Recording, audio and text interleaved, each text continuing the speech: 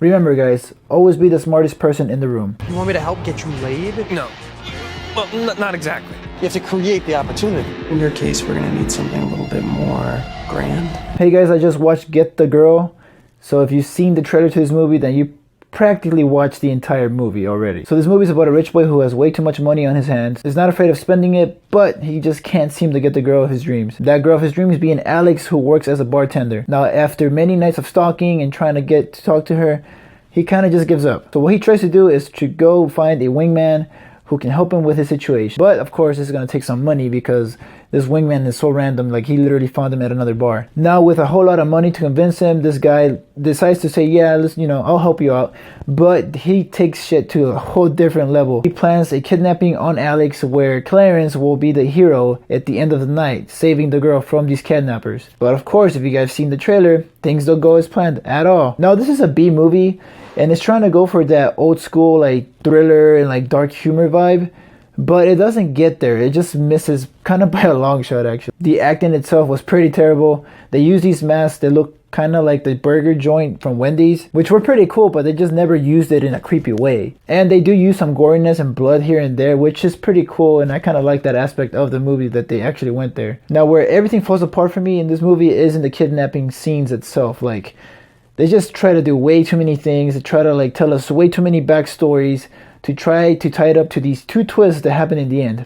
And actually it's like one twist and one revelation, but by the time that we get there, it's kind of too late like for us to care. Especially by the time we get to those twists, like the ending itself is so long. And I mean like 10 minutes is way too long for an ending, I believe. Like especially if you're not making it interesting or something like that, it just takes too much time and it just gets boring. Speaking of endings, this movie just ended like in the worst way ever. Like it just left me like wondering like why did they end it like this. This is not really a spoiler, but this is kind of like how it actually finished. So if I remember correctly, these are kind of what the lines go like. It's like, what about option 3? We have an option 3? Yeah, there's always an option 3. Well, in that case, option 3 can be boom, done.